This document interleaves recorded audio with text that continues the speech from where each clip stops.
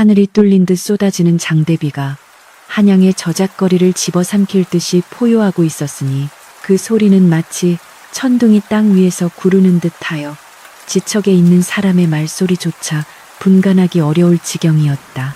굵은 빗줄기는 흙바닥을 사정없이 때려 움푹 파인 웅덩이마다 흙탕물이 튀어올랐고 처마 밑으로 급히 몸을 피한 행인들은 저마다 옷깃을 여미며 하늘을 원망스레 올려다보고 있었다.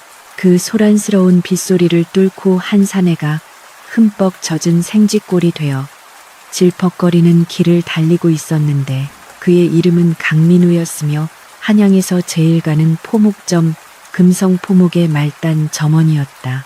갓은 이미 비에 젖어 쭈글쭈글해져 볼품없이 처져 있었고 무명 저고리는 물을 잔뜩 머금어 그의 마른 몸에 차갑게 달라붙어 있었으나 민우는 덜덜 떨리는 입술을 꽉 깨문 채 빗속을 뚫고 자신의 낡은 초가집을 향해 내달리고 있었다.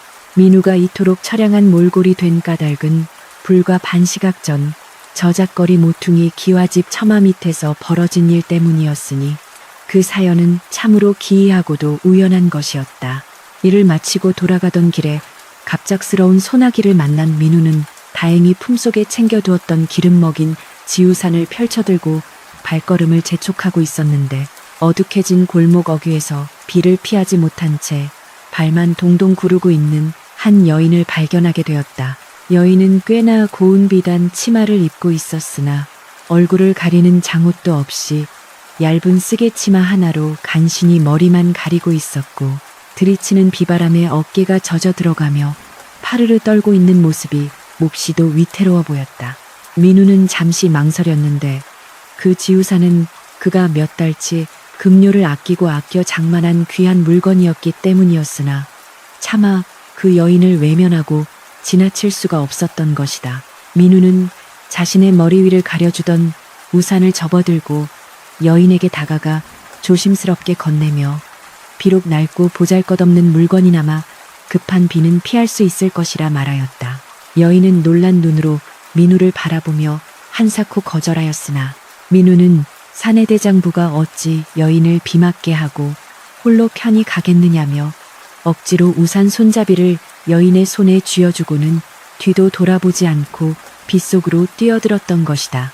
차가운 빗물이 온몸을 적시며 살을 내는 듯한 한기가 뼛속까지 파고들었지만 민우는 빗소리 사이로 들려오던 여인의 작고 떨리는 감사 인사를 떠올리며 묘한 뿌듯함을 느꼈다. 그러나 그 뿌듯함도 잠시 젖은 옷을 입고 찬바람을 맞으며 한참을 달린 탓에 민우의 몸은 걷잡을 수 없이 떨려오기 시작했고 시야는 빗물 때문인지 열기 때문인지 점차 흐릿해져만 갔다.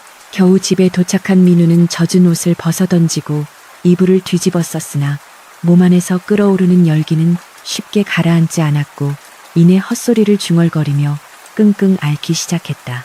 밤새도록 천둥이 치고 비바람이 몰아치더니 새벽녘이 되어서야 비는 그쳤으나 민우는 고열에 시달리며 악몽과 현실을 오가는 혼몽한 상태에 빠져 있었다. 꿈속에서 그는 끝없이 비를 맞으며 누군가를 찾아 헤매었는데 손에 잡힐 듯 잡히지 않는 그 우산이 자꾸만 멀어지는 환영을 보며 식은 땀을 흘렸다. 닭이 울고 날이 밝아 해가 중천에 떠오를 때까지도 민우는 눈을 뜨지 못했고 좁은 방 안에는 눅눅한 습기와 병자의 거친 숨소리만이 가득 차 있었다. 평소라면 닭 울음소리에 맞춰 가장 먼저 일어나 가게 문을 열고 마당을 쓸었을 그였지만 이날만큼은 몸이 천근만근 무거워 도저히 일어날 수가 없었던 것이다. 그때 밖에서 들려오는 웅성거리는 사람들의 소리에 민우는 번쩍 눈을 떴는데 창호지 문틈으로 들어오는 햇살이 너무도 강렬하여 순간 눈을 뜰 수가 없었다. 정신이 혼미한 와중에도 그의 머릿속을 스치고 지나가는 단 하나의 생각은 지금이 대체 몇 시인가 하는 두려움뿐이었고 본능적으로 자리를 박차고 일어나려 했으나 다리가 풀려 바닥에 고꾸라지고 말았다.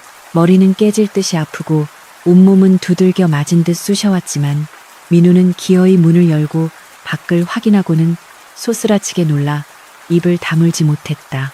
해는 이미 머리 꼭대기에 와 있었고 저작거리는 물건을 사고 파는 사람들로 북적이고 있었으니 이는 점원으로서 절대 용납될 수 없는, 아니 있어서는 안 될 늦은 시각이었던 것이다. 민우는 찬물 한 바가지로 대충 얼굴을 씻어 열기를 식히고는 헝클어진 머리를 대강 빗어 넘기고 갓을 쓴 채 허둥지둥 집을 나섰다. 아직 덜 마른 땅은 질척거렸고 간밤의 폭우로 곳곳에 물웅덩이가 남아 있었으나 그는 옷에 흙탕물이 튀는 것을 신경 쓸 겨를도 없이 금성포목을 향해 죽을 힘을 다해 달렸다. 숨이 턱끝까지 차오르고 심장이 터질 듯이 뛰었지만 그의 머릿속에는 오직 호랑이보다 무섭다는 수석, 행수, 최판수의 서슬 퍼런 얼굴만이 떠올라 등골이 서늘해질 뿐이었다. 금성포목은 한양에서도 손꼽히는 큰 가게라 규율이 엄격하기로 유명했는데 특히 최판수는 점원들의 작은 실수 하나도 용납하지 않는 까다롭고 냉혹한 인물이었기에 민우의 지각은 곧 죽음을 의미하는 것이나 다름없었다. 저 멀리 금성포목의 기와지붕이 보이기 시작하자 민우의 발걸음은 더욱 빨라졌으나 동시에 가슴 한구석에서 밀려오는 불안감은 걷잡을 수 없이 커져만 갔다.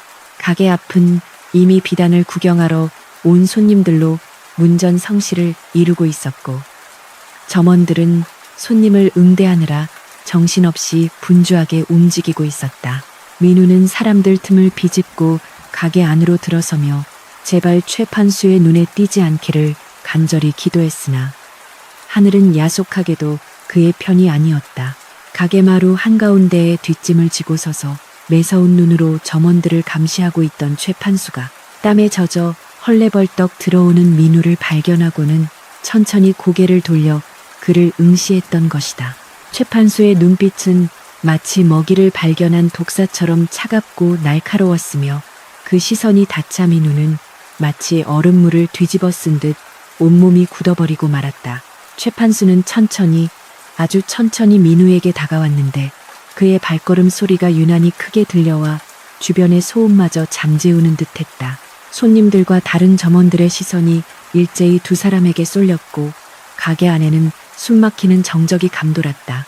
민우는 죄인처럼 고개를 숙인 채 거칠게 몰아쉬는 숨을 애써 참으며 최판수의 처분만을 기다리고 있었는데 그의 시야에 들어온 것은 최판수의 번들거리는 비단신과 그 위로 떨어지는 자신의 초라한 땀방울 뿐이었다. 강민우, 내 놈이 드디어 미친 개로구나.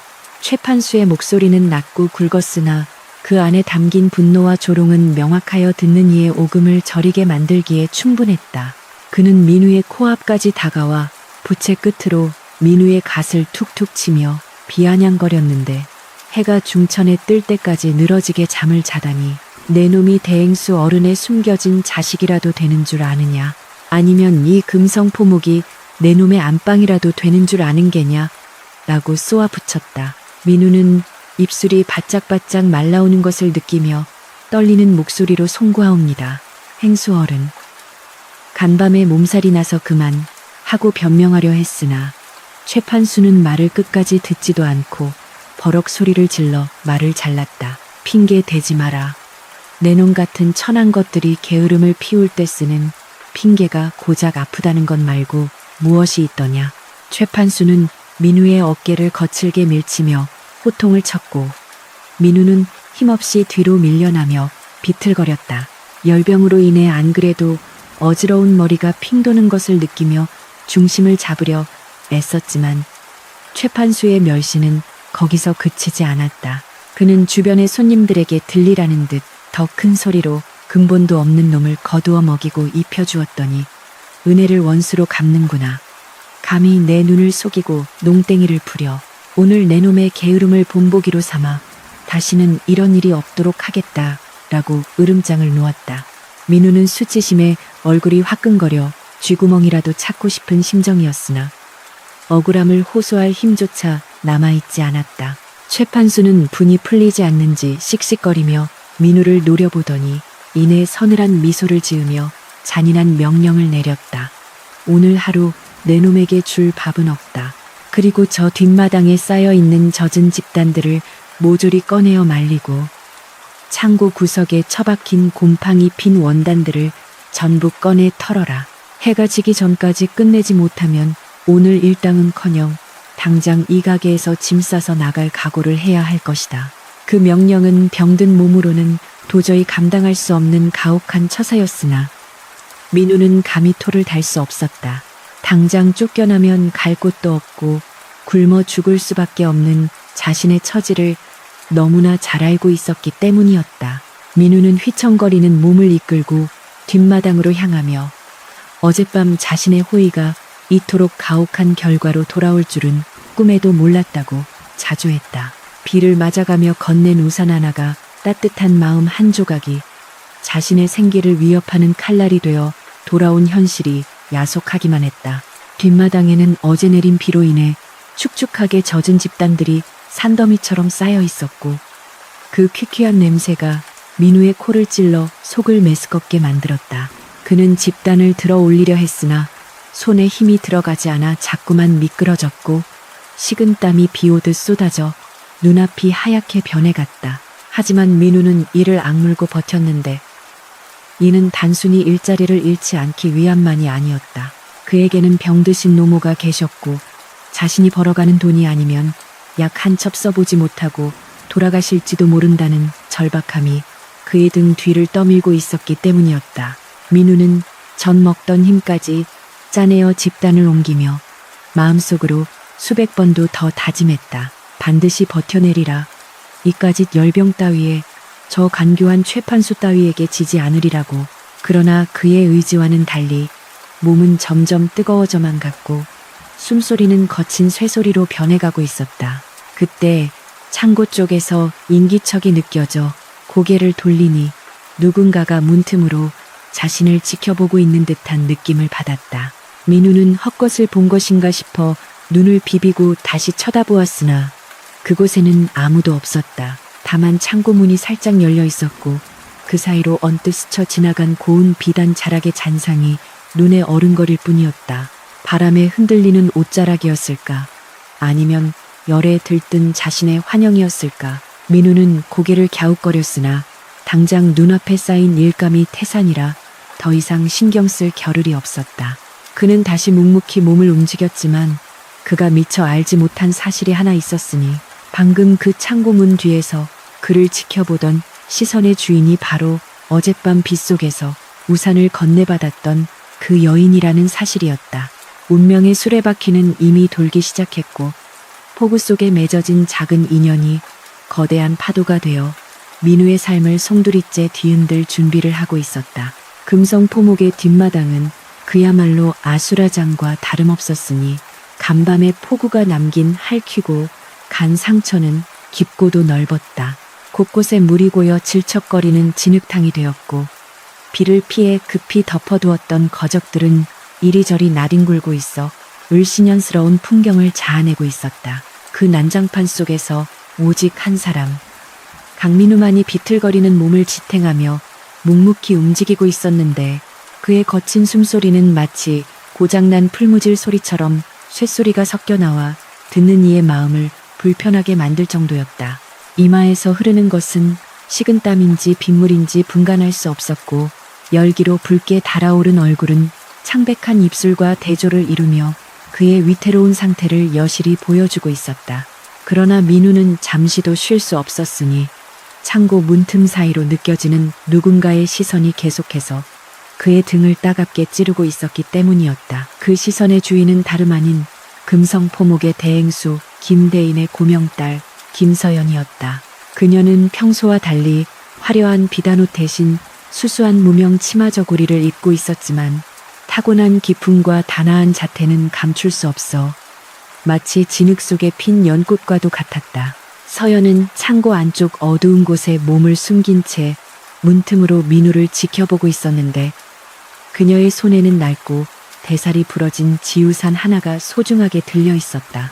그것은 어제 빗속에서 자신에게 건네졌던 바로 그 우산이었으며 서연은 이 우산을 돌려주기 위해 그리고 자신을 구해준 은인의 안위를 살피기 위해 몰래 가게를 찾은 것이었다. 서연의 눈에 비친 민우의 모습은 처참하기 그지없었다. 비틀거리며 젖은 집단을 옮기는 그의 어깨는 무거워 보였고 금방이라도 쓰러질 듯 위태로워 보여보는 이들의 가슴을 조마조마하게 만들었다. 서연은 당장이라도 뛰쳐나가 그를 부축하고 싶었으나 섣불리 나섰다가는 오히려 엄격한 아버지와 표독스러운 최판수의 눈에 띄어 민우에게 더 큰 화가 미칠까 저어되어 차마 발을 떼지 못하고 있었다. 그녀는 입술을 깨물며 민우가 최판수의 부당한 지시를 묵묵히 수행하는 모습을 지켜볼 수밖에 없었는데 그 모습에서 그녀는 단순한 연민을 넘어선 어떤 경외심마저 느끼고 있었다. 자신을 희생하여 낯선 여인을 돕고 그 대가로 고열에 시달리면서도 맡은 바 책임을 다하려는 저 우직함은 한양 바닥의 약삭바른 사내들에게서는 찾아볼 수 없는 희귀한 덕목이었기 때문이었다. 그때 가게 쪽에서 요란한 소리가 들리더니 최판수의 호들갑스러운 목소리가 뒷마당까지 울려 퍼졌다. 아이고, 아기씨, 어찌 기별도 없이 이리 누추한 곳까지 왕림하셨습니까요? 미리 연통이라도 주셨으면 제가 버선발로 마중을 나갔을 터인데. 최판수는 허리를 굽신거리며 뒷마당 입구로 들어섰는데 그의 뒤에는 서연이 아닌 또 다른 여인이 서 있었으니 그녀는 서연의 몸종인 향이었다. 서연이 몰래 들어온 사실을 모르고 있던 최판수는 향이가 들고 온 서연의 심부름 전가를 받고는 마치 서연이 직접 온 것처럼 호들갑을 떨며 향이에게 아부를 떨고 있었던 것이다. 향이는 그런 최판수가 가소롭다는 듯 코웃음을 치며 말했다. 행수 어른, 아기씨께서 가게 물건들을 좀 둘러보고 오라 하셨습니다. 특히 창고 관리가 잘 되고 있는지 걱정이 많으시더군요. 최판수는 그 말에 화들짝 놀라며 식은땀을 흘렸다. 아, 아기씨께서 창고 걱정을? 아이고, 걱정 마십시오. 이 최판수가 눈을 부릅뜨고 지키고 있는데 개미 새끼 한 마리 얼씬 못합니다요. 그는 굽실거리며 향이를 안채로 안내하려 했으나 향이의 시선은 뒷마당에서 힘겹게 일하고 있는 민우에게 꽂혔다. 저기 저 사람은 누구입니까? 상태가 몹시 안 좋아 보이는데 병자를 부려먹는 것입니까? 향이의 날카로운 질문에 최판수의 얼굴이 불그락 푸르락 변하더니 이내 표독스러운 본색을 드러냈다. 아, 저놈 말입니까? 강민우라고 하는 놈인데 꾀병을 부리며 농땡이를 피우다 걸려 벌을 받고 있는 중입니다. 아기씨께는 심려 끼치지 않도록 제가 잘 처리할 터이니 신경 쓰지 마십시오. 숨어서 이 모든 광경을 지켜보던 서연은 주먹을 불끈 쥐었다.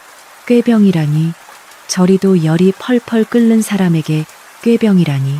최판수의 강교함과 잔인함의 치가 떨렸으나 지금 정체를 드러내면 민우가 더욱 곤란해질 것임이 자명했다. 서연은 깊은 한숨을 내쉬며 민우를 돕기 위한 다른 방법을 강구해야 했다. 그때 최판수가 향이를 데리고 가게 안으로 들어가자마자 다시 뒷마당으로 나와 민우에게 윽박질렀다.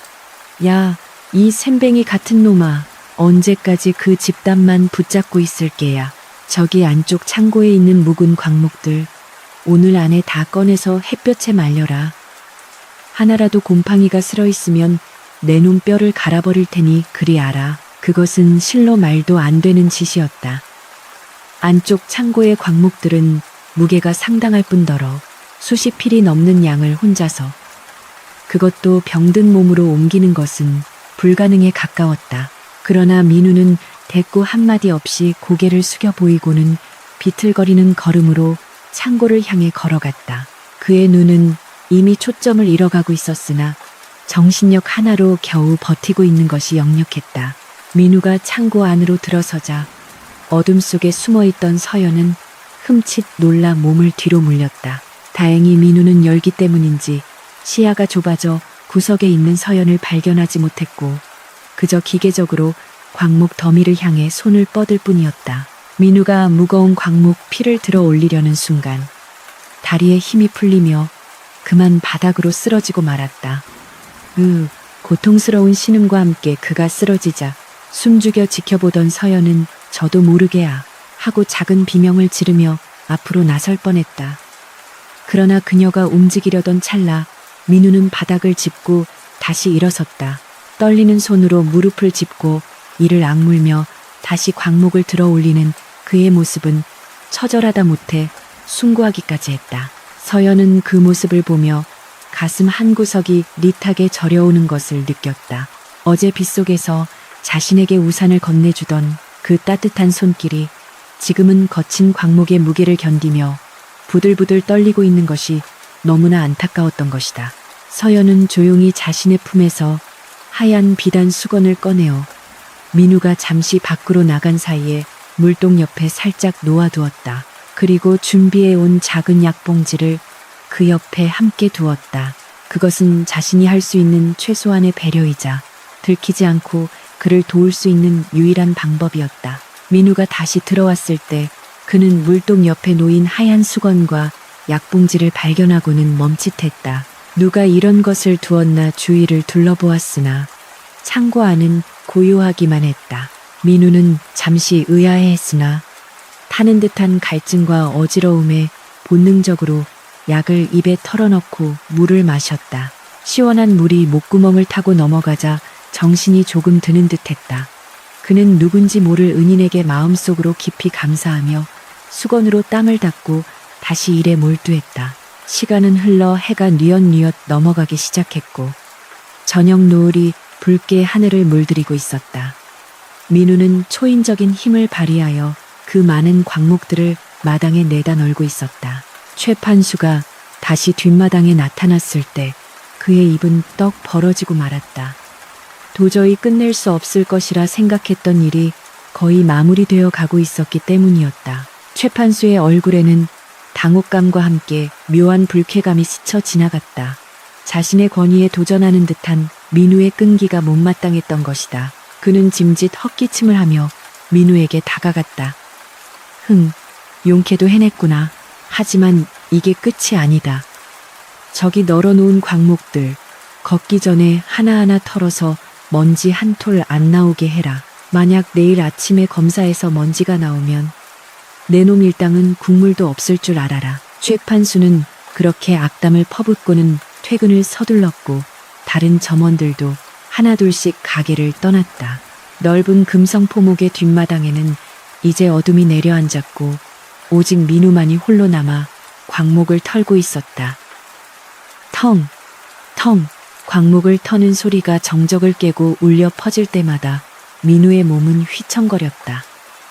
약 기운 덕분에 열은 조금 내렸지만 체력은 이미 바닥난 상태였다. 그의 손바닥은 거친 천에 쓸려 물집이 잡히고 터져 피가 배어 나오고 있었으나 그는 멈추지 않았다.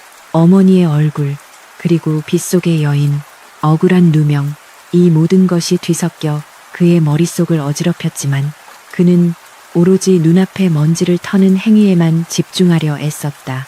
이것이 그가 할 수 있는 유일한 저항이자 자신의 존엄을 지키는 방식이었기 때문이었다. 밤은 깊어 삼경이 가까워 오고 있었다. 민우는 마지막 광목을 개어 창고에 넣고는 그대로 바닥에 주저앉고 말았다. 온몸의 근육이 비명을 지르는 듯했고 손가락 하나 까딱할 힘조차 남아있지 않았다. 그는 거친 숨을 몰아쉬며 멍하니 밤하늘을 올려다보았다. 구름 사이로 희미한 달빛이 비치고 있었는데 그 달빛이 왠지 모르게 서러워 눈물이 핑 돌았다. 가난하다는 이유로, 힘이 없다는 이유로 이토록 모진 멸시와 고통을 당해야 하는 자신의 처지가 한탄스러웠다. 그때였다. 어둠 속에서 사각거리는 발자국 소리가 들려왔다. 민우는 화들짝 놀라 몸을 일으키려 했으나 그림자는 부드럽게 그에게 다가왔다. 달빛을 등지고 서 있는 한 여인의 실루엣. 그녀는 얼굴을 가리던 쓰개치마를 천천히 내렸고 달빛이 그녀의 얼굴을 비추자 민우의 눈이 커졌다. 비록 옷차림은 다르지만 그녀는 분명 어젯밤 빗속에서 보았던 그 여인이었다. 그러나 민우가 놀란 것은 그녀의 등장이 아니었다. 그녀의 뒤로 따라온 몸종 향이가 들고 있는 등불 아래로 금성포목의 주인 김대인이 근엄한 표정으로 서 있었기 때문이었다. 서연은 김대인의 딸로서 아버지에게 오늘 하루 민우가 겪은 부당한 처사와 그의 성실함을 모두 고하기 위해 아버지를 모시고 온 것이었다. 그러나 서연은 아직 민우에게 자신이 대행수의 딸이라는 사실을 직접 밝히지는 않은 상태였다. 김대인은 뒷마당에 가지런히 정돈된 광목들과 피투성이가 된 민우의 손을 번갈아 바라보았다. 그의 눈빛은 깊고 고요하여 그 속내를 알 수 없었으나 적어도 최판수의 경멸 어린 눈빛과는 달랐다. 김대인이 입을 열었다. 자네가 강민우인가?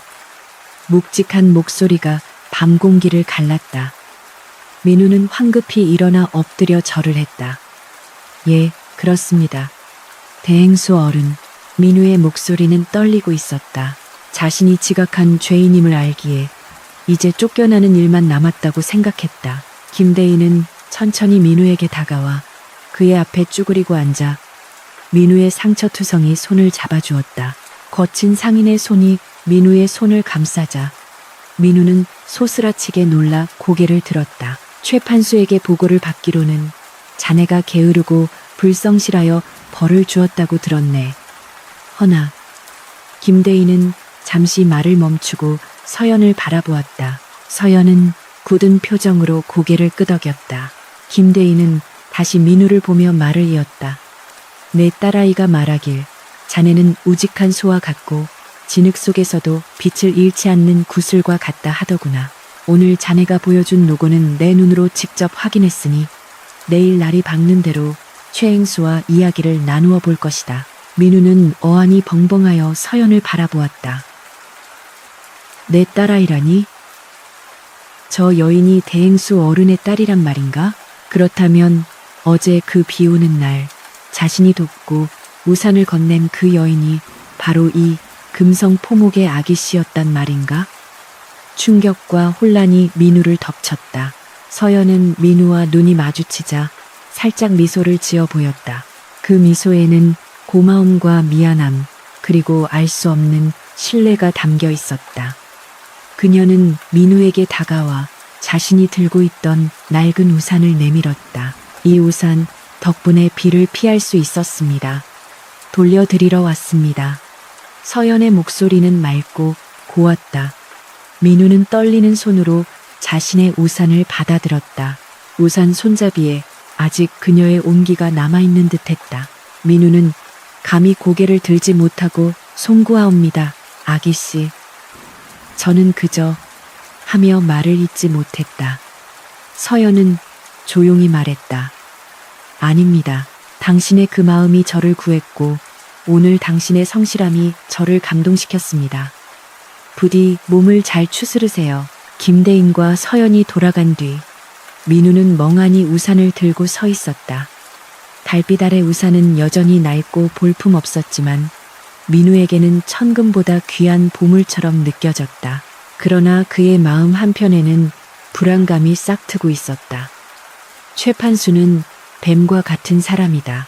오늘 자신의 계획이 틀어지고 대행수가 자신에게 관심을 가졌다는 사실을 알게 된다면 그는 더욱 교묘하고 악랄한 방법으로 자신을 괴롭힐 것이 분명했다. 최판수의 질투와 악의는 이제 단순히 게으른 점원을 혼내는 수준을 넘어 자신의 자리를 위협하는 싹을 잘라버리려는 사리로 변질될 것이기 때문이었다. 다음 날 아침 금성포목에는 묘한 긴장감이 감돌았다. 최판수는 평소보다 일찍 출근하여 눈을 번들거리고 있었고 그의 곁에는 평소 그와 어울려 다니며 나쁜 짓을 일삼던 왈패 몇 명이 서성거리고 있었다. 민우가 가게에 들어서자 최판수는 가소롭다는 듯 비릿한 웃음을 흘렸다. 강민우, 어제 대행수 어른께 알랑방귀를 꽤나 잘 뀌었더구나. 하지만 명심해라. 이곳의 실질적인 주인은 나 최판수다. 대행수 어른의 눈이 닿지 않는 곳에서 무슨 일이 일어날지는 아무도 모르는 법이지. 최판수의 경고는 현실이 되어 다가왔다. 오후가 되자 최판수는 민우를 불러 창고 열쇠 하나를 던져주었다. 가장 깊숙한 곳에 있는 별채 창고 정리를 맡아라. 그곳에는 귀한 중국산 비단들이 보관되어 있으니 만약 흠집 하나라도 생긴다면 내 목숨으로도 갚지 못할 것이다. 그것은 함정이었다. 별채 창고는 습기가 많아 관리가 까다롭기로 소문난 곳이었고 이미 최 판수가 손을 써둔 상태였다. 민우가 열쇠를 받아들고 돌아서는 순간 최 판수의 눈에는 섬뜩한 광기가 서려 있었다. 시련은 아직 끝나지 않았고 오히려 더 거대한 폭풍이 되어 민우를 향해 몰려오고 있었다. 금성포목의 별채 창고는 본체와 동떨어진 음습한 곳에 자리하고 있었으니 문을 열자마자 코를 찌르는 퀴퀴한 곰팡이 냄새와 습한 공기가 민우의 폐부 깊숙이 파고들었다. 마치 오랫동안 사람의 발길이 닿지 않은 무덤 속에 들어온 듯한 한기가 등골을 스치고 지나갔고 어둠 속에 잠긴 비단 더미들은 기괴한 짐승의 형상을 하고 웅크리고 있는 듯 보였다. 민우는 떨리는 손으로 호롱불을 밝혀들고 조심스럽게 안으로 발을 들여놓았는데 바닥은 이미 물기가 배어나와 축축했고 천장 구석에는 거미줄이 흉물스럽게 쳐져 있었다. 최 판수가 이곳에 귀한 중국산 비단을 보관하라고 지시했을 때부터 불길한 예감이 들었으나 눈앞에 펼쳐진 광경은 그 예상을 훨씬 뛰어넘는 참혹함 그 자체였다. 가장 안쪽 벽과 맞닿은 선반 위에 올려진 최고급 공단함들이 젖어 있었고 그 아래로 검붉은 물이 뚝뚝 떨어지고 있었던 것이다. 민우는 비명을 지를 뻔한 입을 틀어막고 다급히 비단함을 열어보았으나 그 안의 참상은 차마 눈뜨고 볼 수 없을 지경이었다. 눈처럼 하얗고 고운 광택을 자랑하던 백색 공단 위에는 마치 검버섯이 피어난 듯 시커먼 곰팡이가 흉측하게 번져 있었고 습기를 머금은 원단은 쭈글쭈글하게 울어있어 더 이상 상품으로서의 가치를 찾아볼 수 없었다. 이것은 단순히 습기 때문에 생긴 자연스러운 손상이 아니었으니 비단 한 바로 위 천장에 교묘하게 뚫린 구멍에서 빗물이 새어 들어오도록 누군가 조작한 흔적이 역력했다. 민우는 그 자리에 주저앉아 망연자실한 표정으로 망가진 비단을 바라보았는데 이는 자신의 목숨값으로도 변상할 수 없는 명나라 황실에 진상된다는 최고급 원단이었기 때문이었다. 그때 기다렸다는 듯이 창고문이 벌컥 열리며 최 판수가 들이닥쳤고 그의 뒤에는 횃불을 든 건장한 사내들과 놀란 눈의 점원들이 우르르 몰려왔다. 최 판수는 짐짓 놀란 척하며 비단함을 들여다보더니 이내 천둥 같은 고함을 내지르며 민우의 멱살을 잡고 일으켜 세웠다. 이 천하의 몹쓸 놈, 내가 그리도 신신당부했거늘 감히 귀한 공단을 이 지경으로 만들어? 내 놈이 정령 살기를 포기한 개로구나. 최 판수의 침 튀기는 호통에 민우는 숨이 턱 막혀왔으나 그의 눈에 서린 것은 분노가 아닌 비열한 승리감이었다. 그는 미리 준비해둔 각본처럼 민우를 몰아세웠고 주변의 점원들은 웅성거리며 민우를 비난하기 시작했으니 그 누구도 이 상황이 조작된 함정임을 의심하지 못하는 듯했다. 이것 보아라. 이 곰팡이는 하루 이틀 만에 생긴 것이 아니다. 내 놈이 게을러 터져서 창고 관리를 소홀히 한 탓에 벌어진 일이 명백하다. 당장 이놈을 포박하여 관가에 넘겨라. 내일 날이 밝는 대로 대행수 어른께 고하여 내 놈의 죄를 낱낱이 밝히고 평생 노비로 부려 그 값을 치르게 할 것이다. 최 판수의 명령이 떨어지자 왈패들이 달려들었고 민우는 억울함을 호소할 틈도 없이 거친 밧줄에 묶여 차가운 바닥에 내동댕이 쳐졌다. 민우는 흙바닥에 얼굴을 문대며 행수 어른 이것은 모함입니다. 천장에 구멍이라고 외쳤으나 최 판수는 민우의 입을 걷어차며 싸늘하게 비웃었다. 입 닥쳐라. 증거는 내 놈이 관리하던 창고에 있고 결과는 썩어버린 비단이다. 변명은 저승에 가서나 하거라. 최 판수와 무리들이 민우를 창고에 가두고 밖에서 자물쇠를 채운 뒤 떠나가자 다시금 칠흑 같은 어둠과 정적이 찾아왔다. 갇힌 신세가 된 민우는 욱신거리는 턱을 감싸 쥐고 찢어진 비단 자락을 어루만지며 하염없이 눈물을 흘렸다. 억울하고 분통하여 가슴이 터질 것만 같았으나 지금 당장 할 수 있는 것이라고는 아무것도 없다는 무력감이 그를 더욱 비참하게 만들었다. 이대로 날이 밝으면 그는 도둑 누명을 쓰고 노비로 전락하거나 옥살이를 하다가 병든 노모를 홀로 두고 죽게 될 것이 뻔했다. 절망의 구렁텅이에서 허우적대던 민우의 머릿속에 문득 돌아가신 아버지의 말씀이 스쳐 지나갔다.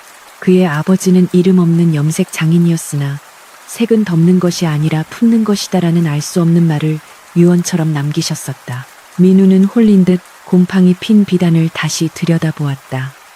검게 핀 곰팡이 자국은 불규칙하게 퍼져 있어 마치 먹물을 튀긴 듯 하기도 하고 밤하늘에 뜬 구름 같기도 했다.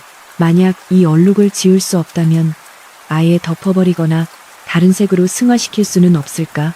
백색의 순수함은 잃었으나 더 깊고 그윽한 색으로 다시 태어날 수는 없는 것인가? 민우의 뇌리에 번뜩이는 생각 하나가 꽂혔으니 그것은 바로 쪽빛 염색이었다. 곰팡이의 검은 얼룩을 자연스럽게 감싸 안을 수 있는 색은 오직 깊고 푸른 심해와 같은 쪽빛뿐이었다. 하지만 창고 안에 갇힌 그에게는 염료도 도구도 물도 없었다. 생각이 거기까지 미치자 다시금 절망감이 밀려왔으나 그때 창고 뒤편의 작은 쪽문에서 달그락거리는 소리가 들려왔다. 누구십니까? 민우가 잔뜩 경계하며 묻자 쪽문이 살짝 열리며 익숙한 실루엣이 나타났다. 달빛을 등지고 선 그녀는 바로 서연이었다. 그녀는 칠흑 같은 어둠 속에서도 빛나는 눈동자로 민우를 바라보며 품속에서 무언가를 꺼내어 내밀었다. 그것은 놀랍게도 창고, 열쇠 꾸러미와 염색에 필요한 귀한 염료인 상급쪽 가루, 그리고 매염제로 쓸 잿물이 담긴 병이었다. 최판수가 당신을 해하려 함정을 판 것을 알고 있습니다. 제가 도울 수 있는 것은 이것뿐입니다. 이 비단을 살려낼 방도가 있으시겠습니까? 서연의 목소리는 떨리고 있었지만 그 안에는 민우에 대한 강한 믿음이 담겨 있었다. 민우는 믿기지 않는다는 표정으로 그녀를 바라보다가 이내 결연한 표정으로 고개를 끄덕였다. 아기씨, 이 은혜는 죽어서도 잊지 않겠습니다. 반드시 해내겠습니다. 서연은 망을 보겠다며 밖으로 나갔고 민우에게 주어진 시간은 동이 트기 전까지 불과 서너 시각뿐이었다. 민우는 즉시 창고 한 구석에 방치되어 있던 낡은 염색통을 꺼내어 먼지를 털어내고 서연이 구해다 준 물독에 물을 부었다. 불을 피울 수 없었기에 찬물 염색을 해야만 했는데 이는 뜨거운 물로 하는 염색보다 몇 배나 더 힘들고 고된 노동을 요하는 작업이었다. 쪽 가루를 물에 풀고 잿물을 섞자 투명하던 물이 서서히 짙은 녹색 빛을 띠기 시작했다. 민우는 심호흡을 한 번 크게 내쉬고는 망가진 비단을 염색통에 과감하게 담갔다. 차가운 염료물이 손끝을 타고 올라와 온몸의 감각을 깨웠고 그의 싸움은 이제부터 시작이었다. 염색은 단순히 천을 물에 담그는 것이 아니라 천과 물과 사람이 하나가 되어 호흡하는 과정이었다. 민우는 얼룩덜룩한 곰팡이 자국이 있는 부분을 집중적으로 주무르며 염료가 섬유 깊숙이 침투하도록 온 힘을 다했다. 손이 얼어붙을 듯 시려오고 어깨가 빠질 듯 아파왔지만 그는 멈추지 않았다. 비단을 꺼내어 공기 중에 산화시키면 녹색이던 천이 서서히 푸른색으로 변해가는데 이 과정을 수십 번 반복해야만 비로소 깊고 진한 쪽빛을 얻을 수 있었다. 어둠 속에서 민우는 마치 춤을 추듯 비단을 허공에 휘두르며 공기를 머금게 했고 다시 염료통에 담가치되는 과정을 끝없이 반복했다. 그의 이마에서는 굵은 땀방울이 비오듯 쏟아졌고 손톱 밑은 이미 시퍼렇게 물들어 있었다. 시간이 흐를수록 민우의 의식은 몽롱해져 갔으나 손끝의 감각만은 더욱 예민해져 비단의 결 하나하나를 느끼고 있었다. 그는 곰팡이가 심하게 핀 부분을 억지로 가리려 하지 않고 오히려 그 부분을 더 짙게 물들여 마치 밤하늘에 흐르는 은하수나 흩날리는 구름처럼 보이게 만드는 기법을 시도했다. 이것은 운무념이라 불리는 고난도의 기술로 아버지의 어깨 너머로 보았던 기억을 더듬어 본능적으로 손을 움직이고 있었다. 제발, 제발. 민우는 주문을 외듯 중얼거리며 자신의 모든 혼을 비단에 쏟아부었다. 창고 밖에서 숨죽여 지켜보던 서연 역시 두 손을 모으고 간절히 기도하고 있었으니 두 사람의 마음이 하나로 모여 기적을 바라고 있었다. 새벽닭이 울기 직전 마침내 민우는 마지막 추치를 마쳤다. 물기를 짠 비단을 조심스럽게 펼치자 어스름한 새벽빛을 받아 비단이 신비로운 광채를 뿜어냈다. 그것은 더 이상 곰팡이 핀 흉물이 아니었다. 깊고 그윽한 밤색 바탕에 은은하게 퍼진 검푸른 얼룩들이 마치 새벽녘의 안개처럼 혹은 깊은 산속의 계곡물처럼 오묘한 조화를 이루고 있었다. 단순한 청색이 아닌 세상의 모든 어둠을 품고도 빛을 잃지 않는 고귀한 색, 바로 아청색의 탄생이었다. 민우는 탈진하여 바닥에 쓰러졌으나 그의 입가에는 희미한 미소가 번져 있었다. 그때 밖에서 웅성거리는 소리와 함께 창고 문이 열렸다. 서연은 급히 몸을 숨겼고 최판수가 김대인을 대동하고 위풍당당하게 들어섰다. 김대인의 표정은 딱딱하게 굳어 있었고 최판수는 승리의 미소를 지으며 소리쳤다. 대행수 어른, 보십시오.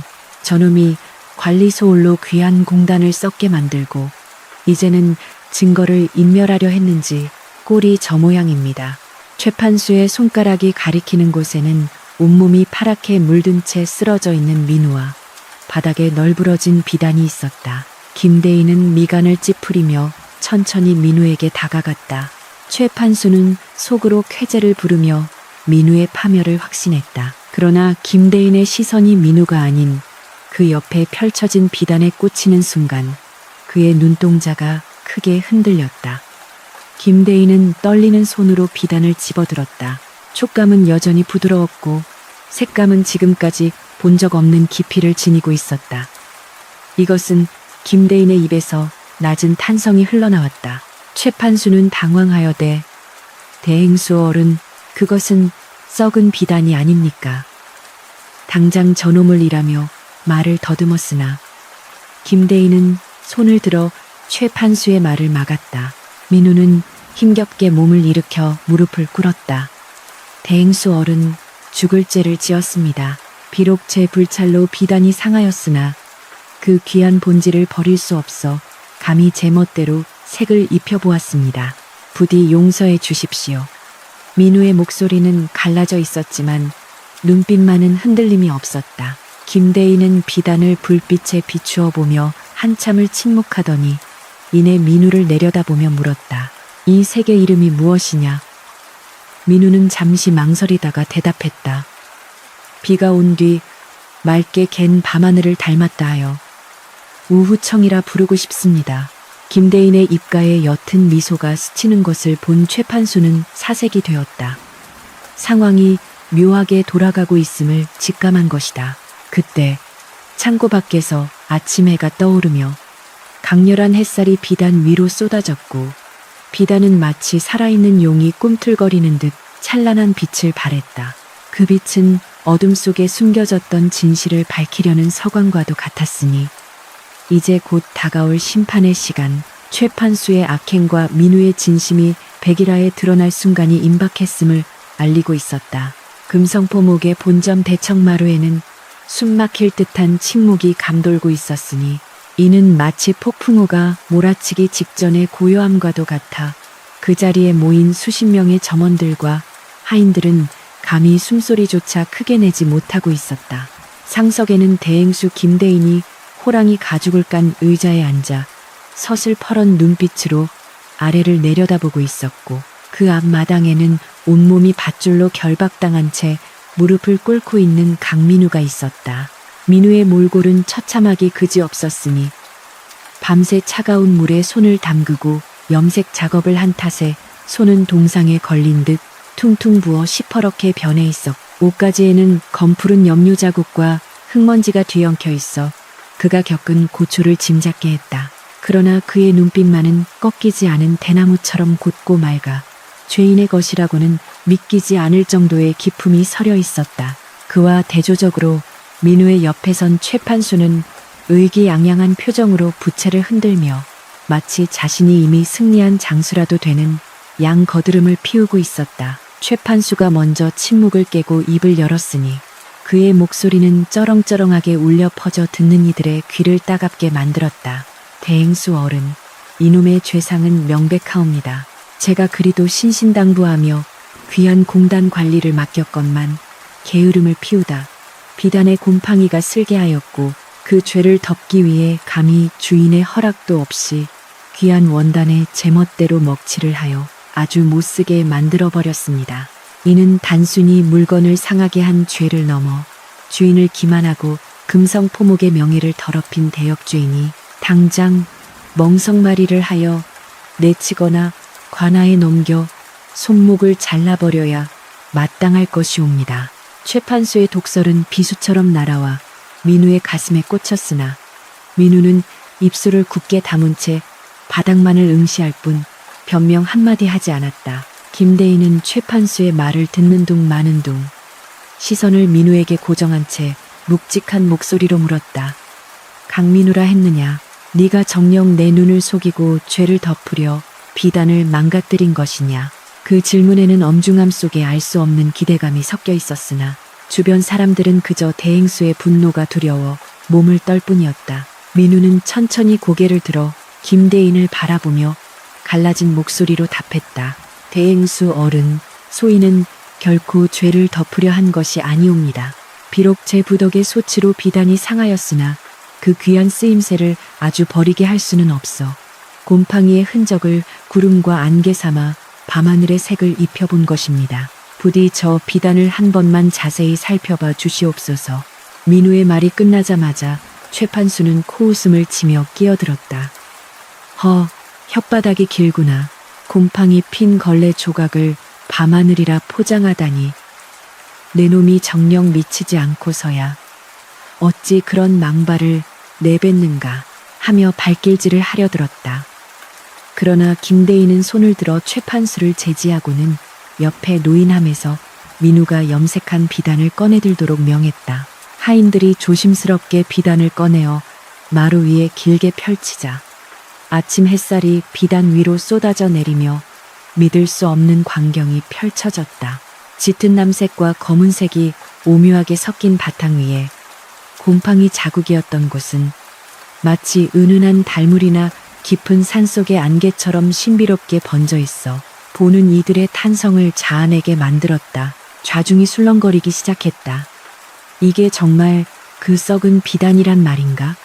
마치 깊은 바다를 보는 것 같네 그려. 여기저기서 감탄사가 터져 나오자 최판수의 얼굴은 흑빛으로 변해갔다. 김대인은 자리에서 일어나 비단 앞으로 다가가 거친 손으로 원단을 쓰다듬어 보았다.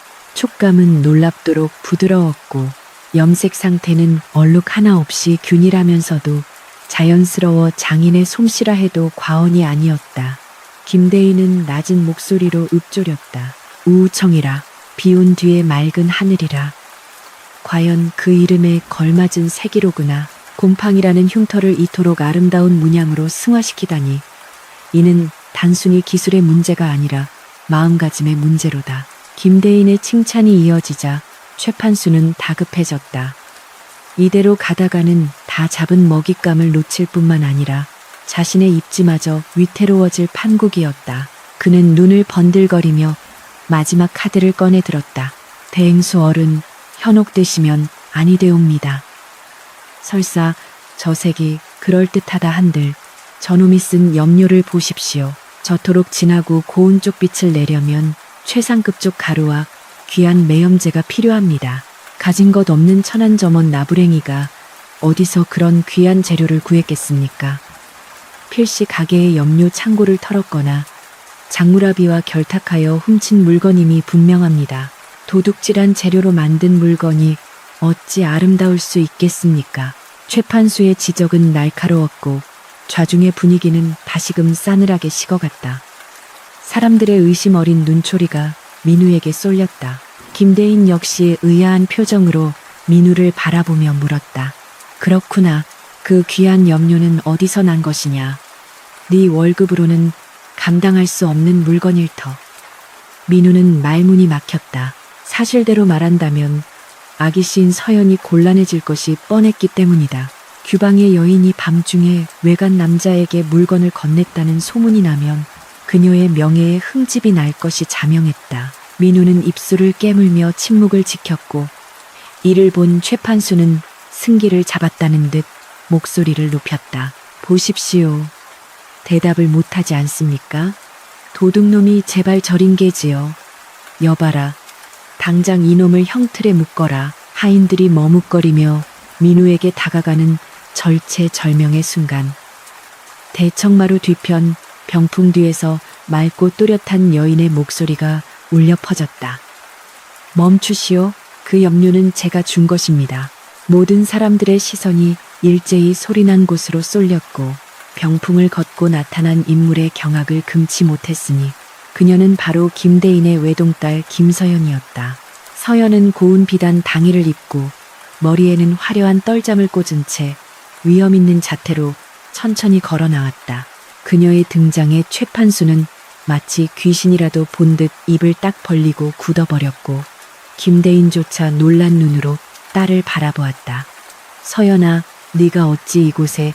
서연은 아버지에게 가볍게 목례를 한 뒤 당당하게 최판수 앞을 지나 민우 곁으로 다가갔다.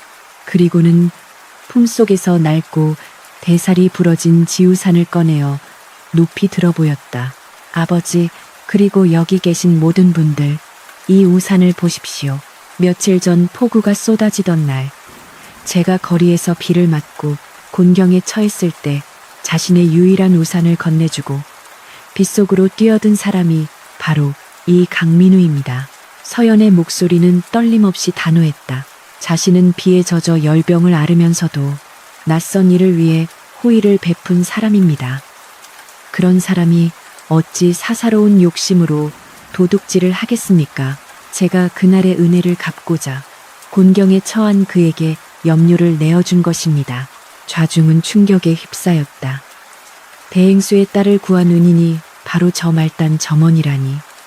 웅성거림은 이제 민우에 대한 칭송과 놀라움으로 바뀌고 있었다. 그러나 최판수는 아직 포기하지 않았다. 그는 식은땀을 흘리면서도 억지를 부렸다. 아, 아기씨. 그렇다 하더라도 창고 관리를 소홀히 하여 비단에 곰팡이가 슬게 한 죄는 사라지지 않습니다. 천장에 구멍이라도 뚫려 있었단 말입니까? 최판수는 자신의 입으로 자신의 범행 방식을 언급하는 실수를 저질렀고 서연은 그 틈을 놓치지 않았다. 그녀는 싸늘한 눈빛으로 최판수를 쏘아보며 말했다. 잘 아시는군요. 최행수. 어제 제가 향이와 함께 창고 지붕을 확인해 보니 누군가 일부러 기와를 드러내고 구멍을 뚫은 흔적이 역력하더이다. 그 주변에는 최행수가 즐겨 신는 가죽신 발자국이 선명하게 찍혀 있었지요. 그 말은 결정타였다. 최판수의 얼굴은 백지장처럼 하얗게 질렸고 다리가 풀려 그 자리에 주저앉고 말았다. 김대인의 얼굴은 무섭게 일그러졌다. 그는 믿었던 수석 행수가 자신의 딸을 위험에 빠뜨릴 뻔한 것도 모자라 충직한 점원을 모함하고 가게의 재물까지 손괴했다는 사실에 경노했다. 김대인은 우레와 같은 고함을 질렀다. 여봐라, 당장 저놈을 포박하여라. 내 금성포목의 이름을 걸고 저 간악한 놈의 죄를 낱낱이 밝혀 관아에 넘길 것이다. 다시는 한양 바닥에 발을 붙이지 못하게 할 것이야. 건장한 하인들이 달려들어 최판수를 결박했고 그는 비명을 지르며 질질 끌려나갔다.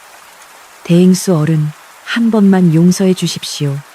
제가 잠시 미쳤나 봅니다. 그의 비굴한 절규는 대문 밖으로 멀어지며 이내 사라졌다. 소란이 가라앉고 마당에는 다시 정적이 찾아왔다. 김대인은 천천히 계단을 내려와 밧줄이 풀린 민우 앞에 섰다. 그리고 몸을 굽혀 민우의 시퍼렇게 물든 손을, 상처 투성이인 그 손을 두 손으로 꼭 잡았다. 대행수의 눈가에는 물기가 어려 있었다. 미안하네. 자네의 진심을 알아보지 못하고 하마터면 큰 죄를 지을 뻔했어. 자네의 그 손은 세상 그 어떤 비단보다도 아름답고 귀한 손일세. 김대인의 따뜻한 말 한마디에 민우는 그동안 참아왔던 서름이 복받쳐 올라 뜨거운 눈물을 뚝뚝 흘렸다. 아니옵니다. 대행수 어른, 소인은 그저 할 도리를 다했을 뿐이옵니다. 김대인은 고개를 끄덕이며 주변의 모든 사람들에게 선포했다. 들어라. 오늘부로 강민우를 금성포목의 차석 행수로 임명한다. 또한 그가 만들어낸 이 우우청 비단을 우리 가게의 새로운 명물로 삼아 그의 공로를 영원히 기릴 것이다.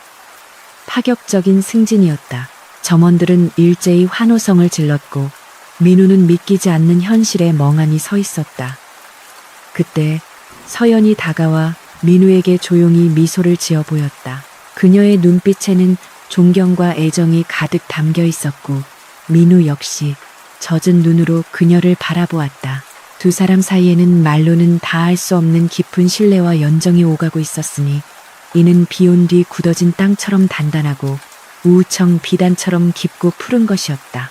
그날 밤 금성포목의 마당에서는 성대한 잔치가 열렸다. 민우는 새 옷을 갈아입고 상석에 앉아 동료들의 축하를 받았지만 그의 시선은 자꾸만 안채 쪽을 향하고 있었다. 달빛 아래 서연의 그림자가 창문에 비쳤고 민우는 품속에 간직해둔 낡은 우산을 꺼내어 어루만졌다. 이 볼품없는 우산 하나가 불러온 기적. 그리고 그 기적을 완성시킨 자신의 땀과 눈물. 민우는 비로소 깨달았다.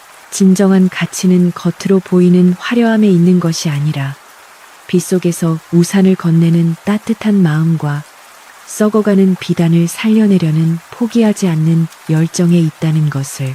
밤하늘은 맑게 개어 있었고 민우의 앞날도 저 별들처럼 찬란하게 빛나고 있었다. 그러나 이야기는 여기서 끝이 아니었으니 김대인이 민우를 따로 불러 은밀한 제안을 건넸기 때문이었다.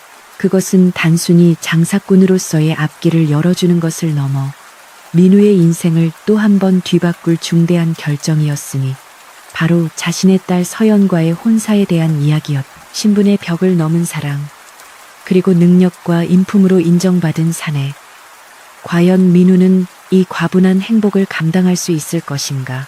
폭풍우가 지나간 자리에 피어난 사랑의 결실이 어떻게 맺어질지. 한양 사람들의 입에서 입으로 전해질 전설이 막 시작되려 하고 있었다. 금성포목의 기와지붕 위로 따스한 봄햇살이 쏟아져 내리니 지난 겨울에 매서웠던 추위와 시련은 마치 거짓말처럼 사라지고 만물이 소생하는 생기의 계절이 도래하였다.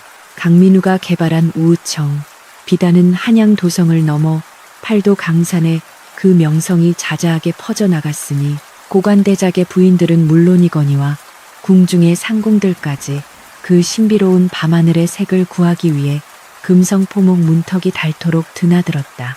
곰팡이가 슬어 버려질 위기에 처했던 비단은 이제 세상에서 가장 귀한 옷감이 되어 부르는 게 값이 될 정도로 귀한 대접을 받고 있었으나 민우는 교만해지기는커녕 더욱 겸손한 자세로 가게 일에 매진하였다.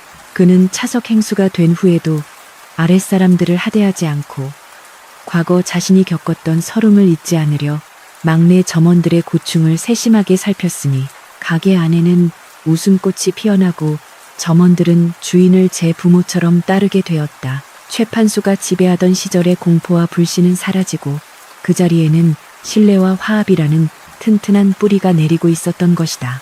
어느 날 저녁, 대행수 김대인은 민우를 자신의 사랑방으로 불렀는데 방 안에는 은은한 난초 향이 감돌고 있었고 김대인의 표정은 그 어느 때보다 온화해 보였다.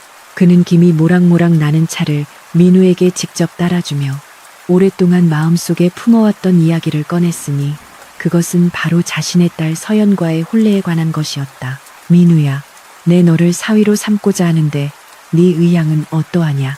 비록 네가 가진 것은 없으나 너의 그 올곧은 심성과 위기에 대처하는 지혜는 천금을 주고도 살 수 없는 귀한 것이다. 내 딸 서연이 또한 너를 연모하고 있으니 이보다 더 좋은 천생연분이 어디 있겠느냐. 민우는 감격하여 찻잔을 든 손을 떨었으나 한편으로는 자신의 미천한 출신이 행여나 서연의 앞길에 누를 끼치지 않을까 하는 걱정이 앞섰다. 그는 조심스럽게 입을 열어 대행수 어른, 소인은 홀어머니를 모시고 사는 가난한 장사치일 뿐입니다. 금지옥엽 같은 아기씨와 짝이 되기에는 너무나 부족하옵니다. 라고 사양하였다. 그러자 김대인은 껄껄 웃으며 민우의 손을 굳게 잡았으니 그의 눈빛에는 흔들림 없는 확신이 담겨 있었다. 이 사람아, 진정한 거상은 돈을 남기는 것이 아니라 사람을 남기는 법이라네. 나는 이미 자네라는 큰 사람을 얻었으니 내 딸을 맡기기에 조금도 부족함이 없다. 그리고 자네의 어머니 또한 훌륭한 분이 아니시더냐. 그런 어머니 밑에서 자란 자네라면 내 믿고 맡길 수 있다.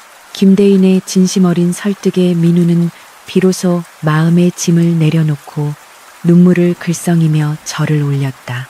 이 소식이 전해지자 민우의 노모는 기쁨의 눈물을 흘리며 조상님께 감사를 드렸고 서연은 수줍은 미소로 민우의 마음을 받아들였으니 두 사람의 사랑은 비온 뒤 굳어진 땅처럼 더욱 단단해져 갔다. 마침내 날이 잡히고 혼례 준비가 시작되자 금성포목은 물론 온 마을이 축제 분위기로 들썩거렸는데 사람들은 입을 모아 착한 끝은 있다더니 민우가 복을 받았다며 칭송을 아끼지 않았다. 혼례식 날 아침 하늘은 구름 한 점 없이 맑고 푸르렀으니 마치 하늘도 두 사람의 앞날을 축복하는 듯하였다. 민우는 사모관대를 갖춰 입고 늠름한 신랑의 자태를 뽐냈는데 평소의 소박한 모습과는 달리 위엄과 기품이 흘러넘쳐보는 이들의 감탄을 자아냈다.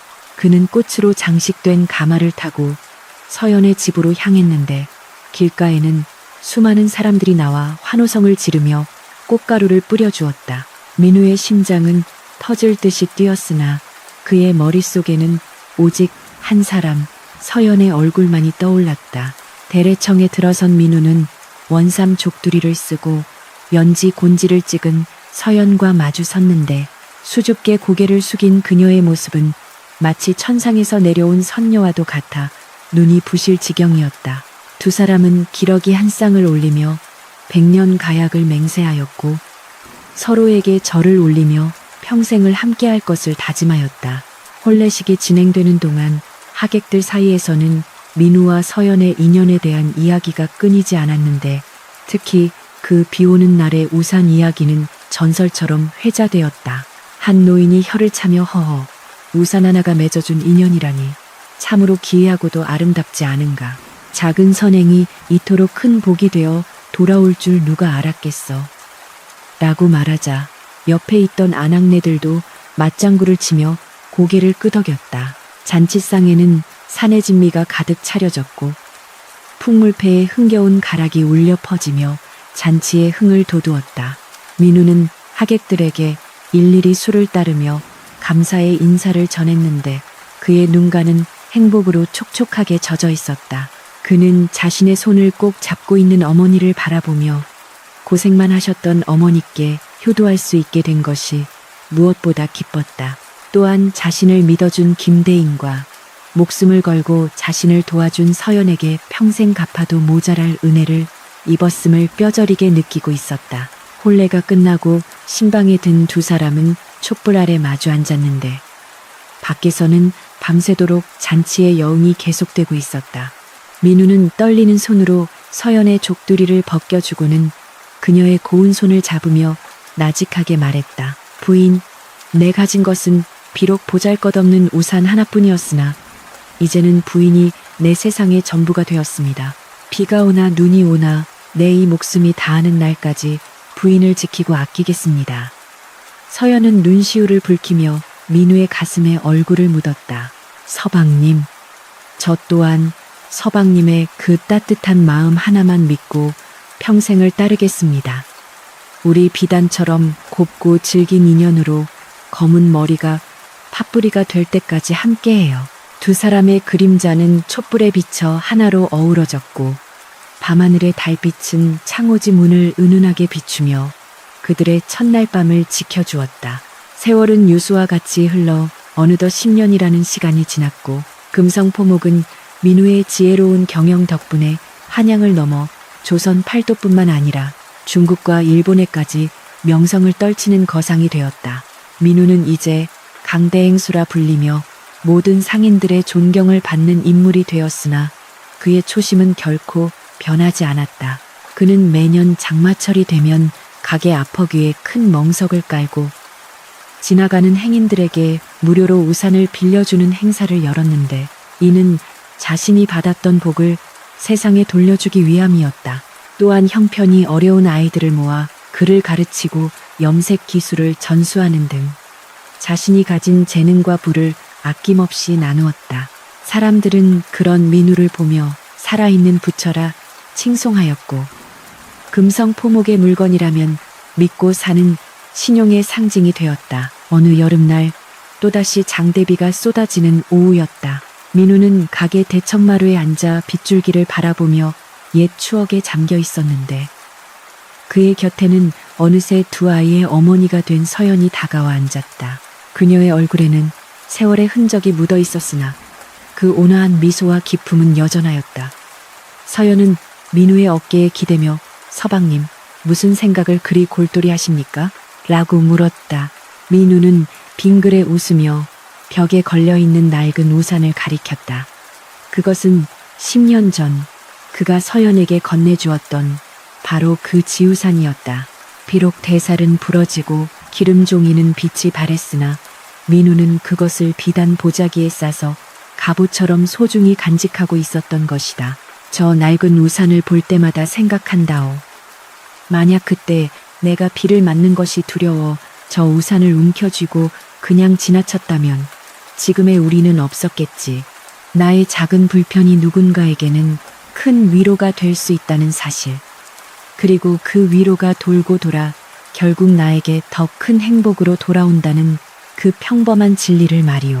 민우의 말에 서연은 고개를 끄덕이며 그의 손을 잡았다. 맞아요. 그때 서방님의 옷은 젖었지만 덕분에 제 마음은 따뜻하게 데워졌지요. 그리고 그 온기가 지금까지 우리 가족을 지켜주는 등불이 된 것입니다. 두 사람은 서로를 바라보며 따뜻한 미소를 교환했고 그들의 아이들이 마루로 뛰어 올라와 아버지의 품에 안겼다. 아이들의 해맑은 웃음소리가 빗소리와 어우러져 평화로운 화음을 만들어냈다. 그때 가게 밖에서 쭈뼛거리는 한 소년의 모습이 민우의 눈에 들어왔다. 소년은 비를 흠뻑 맞은 채 처마 밑에서 비를 피하고 있는 강아지 한 마리에게 자신의 겉옷을 벗어 덮어주고 있었다. 소년 자신은 추위에 떨면서도 강아지를 걱정하는 그 모습은 마치 10년 전에 민우를 보는 듯하였다. 민우는 자리에서 벌떡 일어나 우산을 챙겨 들고 빗속으로 걸어 나갔다. 그리고 소년에게 다가가 조용히 우산을 씌워주었다. 소년이 놀란 눈으로 올려다보자 민우는 따뜻한 미소를 지으며 말했다. 비가 차가우니 감기 들라. 이 우산을 쓰고 가거라. 소년은 하지만 어르신은 이라며 망설였으나 민우는 나는 괜찮다. 비는 잠시 내리다 그치지만 내 마음속의 따뜻함은 평생 갈 것이다. 라고 말하며 소년의 어깨를 다독여 주었다. 소년은 몇 번이나 고개를 숙여 감사 인사를 하고는 우산을 쓰고 골목길로 사라졌다. 민우는 다시 비를 맞으며 가게로 돌아왔지만 그의 발걸음은 깃털처럼 가벼웠다. 서연이 수건을 들고 나와 민우의 젖은 머리를 닦아주며 타박 아닌 타박을 했다. 어찌 그리 옛날이나 지금이나 똑같으십니까? 또 비를 맞고 오시다니요. 하지만 그녀의 목소리에는 사랑과 존경이 가득 묻어 있었다. 민우는 서연의 손길을 느끼며 대답했다. 비를 맞는 것은 잠시지만 그 비 덕분에 땅은 더 단단하게 굳어지는 법이지. 우리네 인생도 그렇지 않겠소. 비는 여전히 세차게 내리고 있었지만 금성포목 안은 그 어느 때보다 따스한 운기로 가득 차 있었다. 처마 끝에서 떨어지는 빗방울 하나하나가 마치 영롱한 구슬처럼 빛나고 있었으니 그것은 세상 모든 선한 마음들이 모여 만든 보석과도 같았다. 민우와 서연 그리고 그들의 아이들이 함께하는 저녁 식탁 위로 웃음꽃이 피어올랐고 낡은 우산은 벽에 걸려 그들을 묵묵히 지켜보고 있었다. 세상이 아무리 험하고 각박하다 할지라도 누군가를 위해 기꺼이 자신의 우산을 내어주는 마음이 있는 한 우리네 삶은 언제나 비온 뒤의 하늘처럼 맑고 찬란할 것이라는 교훈을 남기며 한양 저잣거리에 전해 내려오는 아름다운 이야기는 여기서 끝을 맺는다. 한양의 하늘이 유난히 높고 푸르른 어느 가을날이었으나 금성포목의 염색장 마당에는 팽팽한 긴장감이 감돌고 있었으니 이는 마치 폭풍우가 몰아치기 전에 고요함과도 같아 숨소리조차 크게 내기 어려울 지경이었다. 수십 개의 옹기 항아리가 질서정연하게 늘어선 가운데 이제는 중년의 태가 완연한 강민우 대행수가 팔짱을 낀 채 심각한 표정으로 갓 염색을 마친 비단을 노려보고 있었다. 그의 곁에는 장성한 아들이자 차기 행수 수업을 받고 있는 강진수가 안절부절 못하며 서 있었는데 진수의 이마에는 식은땀이 송골송골 맺혀 있었고 손은 불안하게 옷자락을 만지작거리고 있었다. 문제의 발단은 궁중에서 내려온 긴급한 진상품 때문이었는데 왕실의 큰 경사를 앞두고 중전마마께서 입으실 대례복의 원단을 금성포목에서 전담하게 되었다는 영광스러운 소식이 도리어 가문의 존망을 위협하는 칼날이 되어 돌아온 탓이었다. 왕실에서 요구한 색상은 단순히 고운 쪽빛이 아니라 천년이 지나도 변치 않을 깊고 푸른색, 즉 천년청이라 불리는 전설 속의 색을 재현해내라는 것이었다. 이는 민우가 젊은 시절 우연과 기지로 만들어낸 우후청보다도 한 단계 더 높은 경지의 기술을 요하는 것으로 단순히 염료의 배합만으로는 도달할 수 없는 신의 영역이라 불리는 색이었다.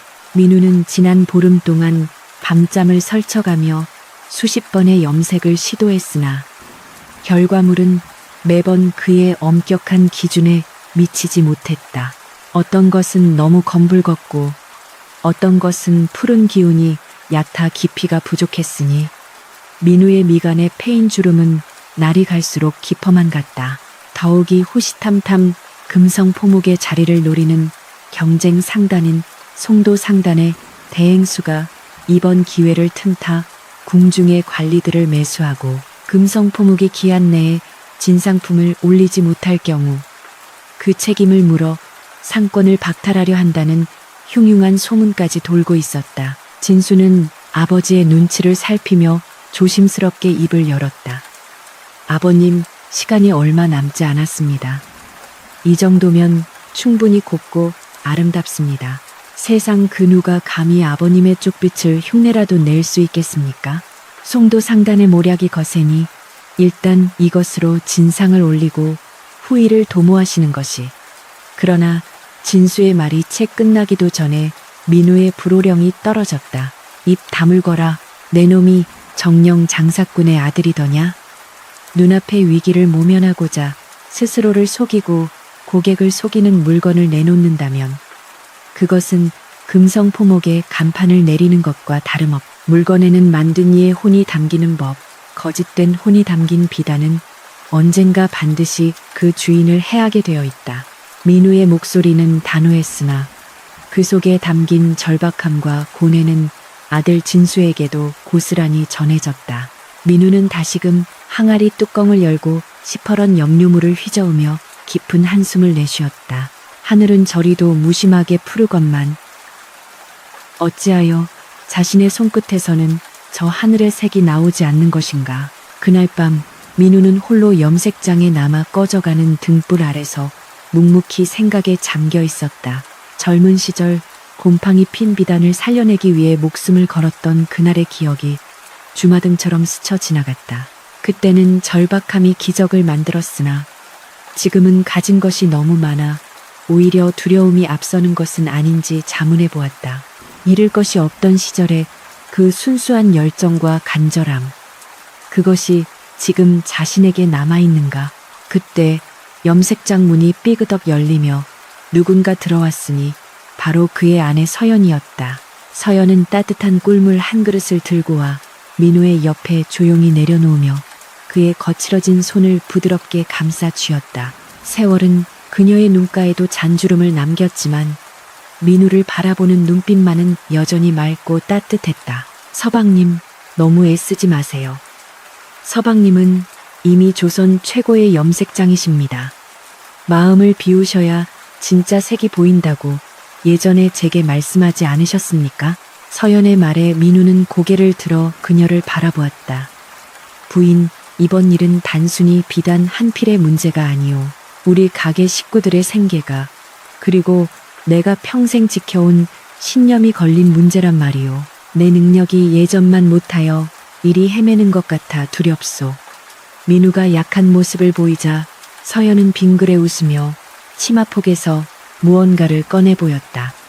그것은 아주 오래전 낡아빠진 지우산 조각이었다. 민우는 눈이 휘둥그레졌다. 이것은 우리가 처음 만났던 날의 그 우산이 아니오? 아직도 이것을 가지고 있었소? 서연은 고개를 끄덕이며 낡은 기름종이 조각을 불빛에 비추어 보였다. 보세요, 서방님. 이 우산은 낡고 색이 바랬지만 제 눈에는 세상 어떤 비단보다 아름다운 쪽빛으로 보입니다. 왜냐하면 여기에는 서방님의 진심이 담겨 있기 때문이지요. 왕실에서 원하는 색이 정말 눈에 보이는 화려함일까요? 아니면 백성을 사랑하고 나라를 걱정하는 국모의 마음을 담아낼 수 있는 그런 진심 어린 색일까요? 서연의 말은 마치 어둠 속의 번개처럼 민우의 뇌리를 강타했다. 민우는 무릎을 탁 쳤다. 자신이 그동안 기술적인 완벽함에만 매달려 정작 가장 중요한 마음을 놓치고 있었음을 깨달은 것이다. 천년청은 불변의 색이 아니라 세월을 견디고 풍파를 이겨낸 인내와 포용의 색이어야 했다. 다음 날 새벽, 동이 트기도 전에 민우는 진수를 깨워 산으로 향했다. 그들이 향한 곳은 최고급 쪽이 자라는 밭이 아니라 인적이 드문 깊은 산속의 계곡이었다. 민우는 깨끗한 계곡물을 길어 올리며 진수에게 말했다. 진수야, 염색의 기본은 물이다. 물이 맑아야 색이 탁하지 않고 마음이 맑아야 물을 다스릴 수 있다. 오늘 우리는 가장 기본으로 돌아갈 것이다. 민우와 진수는 산에서 내려와 며칠 동안 묵혀두었던 염료 항아리를 과감하게 비워버렸다. 그리고 새로 길어온 맑은 물에 지난 가을 갈무리에 두었던 가장 소박하지만 튼튼하게 자란 쪽 잎을 우려내기 시작했다.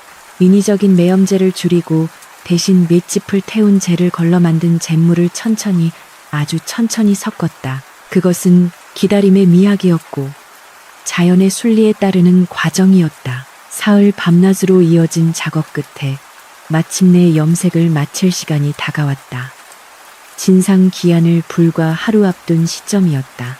경쟁자인 송도상단의 대행수는 이미 화려한 문양과 짙은 색감의 비단을 준비해 놓고 금성포목이 실패하기만을 기다리며 비열한 웃음을 흘리고 있었다. 궁중에서 파견된 검수관들이 금성포목의 마당에 들이닥쳤을 때 민우는 갓 건져 올린 비단을 햇볕에 말리고 있었다. 검수관 중 한 명이자 송도상단과 결탁한 것으로 알려진 박주부가 코웃음을 치며 비단을 훑어보았다. 이것 보게, 색이 너무 옅지 않은가? 왕실의 위엄을 드러내기에는 턱없이 부족해 보이는구만. 강대행수, 명성이 자자하더니 이제 노망이라도 난게요? 박주부의 비아냥거림에 진수는 주먹을 불끈 쥐었으나 민우는 태연하게 미소를 지으며 답했다. 나리의 눈에는 그리 보이십니까? 허나 이 비단은 빛을 머금었을 때 비로소 그 진가를 발휘하는 법입니다. 부디 해가 중천에 뜰 때까지 잠시만 기다려 주시지요. 민우의 당당한 태도에 박주부는 흠칫 놀랐으나 이내 헛기침을 하며 기다리기로 했다. 시간이 흘러 정오가 되었고 가을 햇살이 수직으로 내리쬐기 시작했다. 그러자 놀라운 일이 벌어졌다. 밋밋해 보이던 비단이 햇살을 받자마자 마치 깊은 바닷속에서 진주가 빛나듯 은은하면서도 영롱한 푸른 빛을 뿜어내기 시작한 것이다. 그것은 눈을 찌르는 화려함이 아니라 바라볼수록 마음이 차분해지고 깊이 빨려 들어가는 듯한 오묘한 색이었다. 마치 밤하늘에 은하수가 흐르는 듯 혹은 새벽녘에 푸르스름한 안개가 피어오르는 듯 빛의 각도에 따라 천변만화하는 그 세계 검수관들은 입을 다물지 못했다. 개 중에는 감동하여 눈물을 훔치는 이도 있었다. 민우가 조용히 설명했다. 이 색은 억지로 진하게 만든 것이 아닙니다. 수백 번의 구름을 통해 불순물을 덜어내고 또 덜어내어 오직 쪽에 가장 순수한 정수만을 남긴 것입니다. 화려함은 금세 질리지만 순수함은 천년이 가도 변치 않는 법이지요. 소인은 이것이 진정한 천년청이라 생각하옵니다. 박주부는 얼굴이 홍당무처럼 붉어져 아무 말도 할 수 없었다. 송도 상단의 비단은 화려하기는 했으나 햇볕 아래서는 인위적인 광택이 도드라져 천박해 보였고 심지어 독한 약품 냄새까지 풍기고 있었다. 승부는 명확했다. 궁중으로 가져간 민우의 비단은 중전마마의 탄성을 자아냈고 왕실의 권위를 높여준 최고의 명품으로 인정받았다.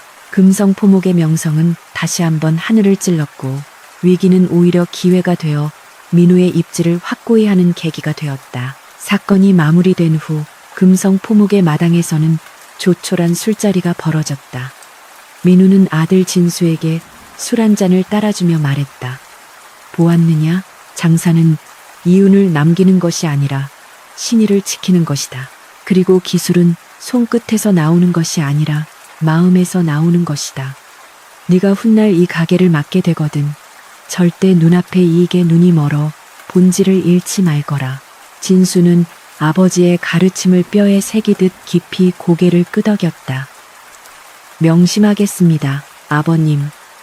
오늘의 이 쪽빛을 평생 잊지 않겠습니다. 그때 대문 밖에서 왁자지껄한 소리가 들려왔다. 나가보니 민우가 후원하는 서당의 아이들이 몰려와 있었다. 강대행수님, 저희가 산에서 귀한 약초를 캐왔어요. 이거 드시고 오래오래 사세요. 아이들의 고사리 같은 손에는 산도라지와 떡뿌리가 들려 있었다. 민우는 허웃으며 아이들을 맞이했고 서연은 떡과 과일을 내어와 아이들에게 나누어 주었다. 마당은 금세 아이들의 웃음소리로 가득 찼고 민우는 그 모습을 보며 더할 나위 없는 행복을 느꼈다. 자신이 뿌린 작은 선행의 씨앗들이 자라나 이토록 울창한 숲을 이루었으니 이보다 더 큰 성공이 어디 있겠는가. 세월은 다시 흘러 민우도 백발의 노인이 되었다. 그는 더 이상 직접 염색을 하지 않았지만 매일 아침 염색장에 나가 항아리를 닦고 물을 살피는 일을 게을리하지 않았다. 어느 비 오는 날 민우는 처마 밑에 앉아 빗소리를 듣고 있었다. 이제는 장성하여 금성포목의 대행수가 된 진수가 밖에서 급히 뛰어들어오며 우산을 접고 있었다. 아버님, 비가 많이 옵니다. 방으로 드시지요. 민우는 고개를 저으며 미소 지었다. 아니다, 빗소리가 좋구나. 저 빗소리 속에 내 인생이 다 들어있는 것 같아서 말이다. 진수는 아버지의 옆에 앉아 함께 비를 바라보았다. 민우가 툭 던지듯 말했다. 진수야, 너는 쪽빛이 왜 푸른지 아느냐? 진수는 잠시 생각하다 답했다. 쪽풀에서 나왔으나 쪽풀보다 더 푸르기에 청출어람이라 하지 않습니까? 민우는 고개를 끄덕였다. 그렇지. 허나 나는 이렇게 생각한다. 쪽빛이 푸른 이유는 그 색이 하늘을 닮고자 하는 꿈을 품었기 때문이라고. 땅에서 자라났으나 하늘을 동경하여 스스로를 깎고 다듬어 마침내 하늘의 색을 품게 된 것이지. 우리네 인생도 그와 같지 않겠느냐. 비록 진흙탕 같은 세상에 발을 딛고 살지만 우리의 마음만은 저 높은 하늘처럼 맑고 푸르게 살아가야 하는 것이다. 민우의 시선은 마당 한 구석, 비를 맞으며 싱싱하게 자라나고 있는 쪽 풀들에게 머물렀다. 비는 그치지 않고 내리고 있었으나 그 비는 더 이상 시련이 아니었다. 그것은 만물을 적시고 생명을 키워내는 축복의 단비였다. 늙은 거상 강민우의 주름진 얼굴에는 평생을 정직하고 성실하게 살아온 사람만이 가질 수 있는 평온함이 서려 있었다. 그의 전설은 단순히 돈을 많이 번 거상의 이야기가 아니라 비 오는 날 우산 하나로 시작된 따뜻한 마음이 세상을 어떻게 아름답게 물들일 수 있는지를 보여주는 영원히 퇴색하지 않는 천년청의 이야기로 조선 팔도에 길이길이 남게 되었다. 역사의 뒤편으로 사라져간 수많은 상인들이 있었으나 사람들은 비가 오는 날이면 을의 금성포목에 강민우를 떠올리곤 했다. 그리고 누군가가 비를 맞고 곤경에 처해 있을 때 기꺼이 자신의 우산을 내어주며 이렇게 말하곤 했다. 허허, 옛날 강대행수님도 이러셨다지 않소. 내 우산 쓰고 조심히 가시오. 그렇게 선행은 꼬리에 꼬리를 물고 이어져 한양 땅에는 언제나 훈훈한 인심이 강물처럼 흘렀다고 한다.